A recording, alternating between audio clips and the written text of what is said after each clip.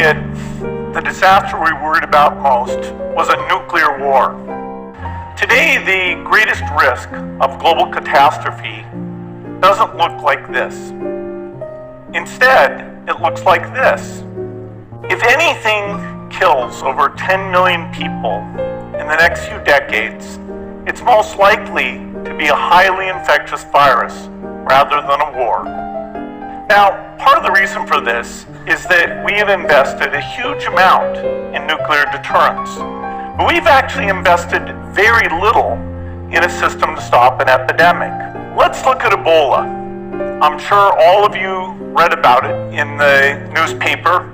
Lots of tough challenges. I followed it carefully through the case analysis tools we use to track polio eradication. And as you look at what went on, the problem wasn't that there was a system that didn't work well enough. The problem was that we didn't have a system at all. We didn't have a group of epidemiologists ready to go who would have gone, seen what the disease was, see how far it had spread. We didn't have a medical team ready to go. We didn't have a way of preparing people. Now, Medicine Sans Frontières did a great job orchestrating volunteers, but even so, we were far slower than we should have been getting the thousands of workers into these countries. And a large epidemic would require us to have hundreds of thousands of workers. There was no one there to look at treatment approaches, no one to look at the diagnostics, no one to figure out what tools should be used. As an example, we could have taken the blood of survivors, processed it, and put that plasma back in people to protect them, but that was never tried. To monitor epidemics, but not to do these things I talked about. The failure to prepare could allow the next epidemic to be dramatically more devastating than Ebola. Let's look at the progression of Ebola over this year. About 10,000 people died, and nearly all were in the 3 West African countries. There's 3 reasons why it didn't spread more. The first is there was a lot of heroic work by the health workers. They found the people and they prevented more infections. The second is the nature of the virus. Ebola does not spread through the air. And by the time you're contagious, most people are so sick that they're bedridden. Third, it didn't get into many urban areas, and that was just luck. If it gotten into a lot more urban areas, the case numbers would have been much larger. So next time we might not be so lucky. You can have a virus where people feel well enough while they're infectious that they get on a plane or they go to a market. The source of the virus could be a natural epidemic like Ebola, or it could be bioterrorism.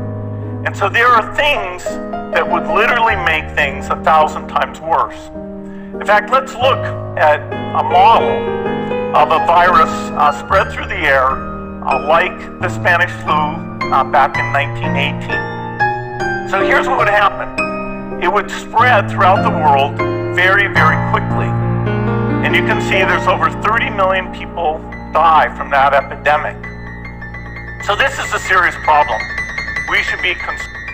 We have advances in biology that should dramatically change the turnaround time to look at a pathogen and be able to make drugs and vaccines that fit for that pathogen.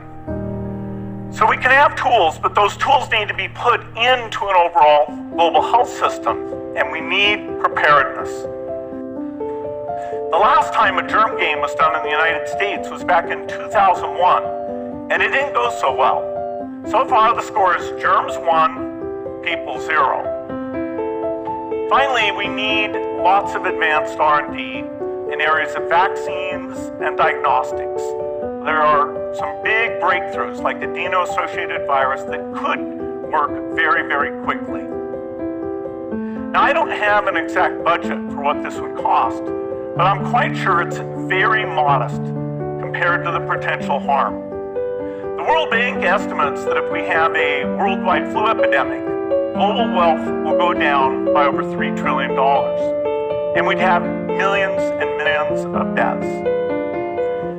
These investments offer significant benefits beyond just being ready for the epidemic. The primary health care, the R&D, those things would reduce global health equity and make the world more just as well as more safe. So I think this should absolutely be a priority. There's no need to panic. We don't have to hoard cans of spaghetti or go down into the basement. But we need to get going because time is not on our side. In fact, if there's one positive thing that can come out of the Ebola epidemic, it's that it can serve as an early warning, a wake-up call to get ready. If we start now, we can be ready for the next epidemic. Thank you.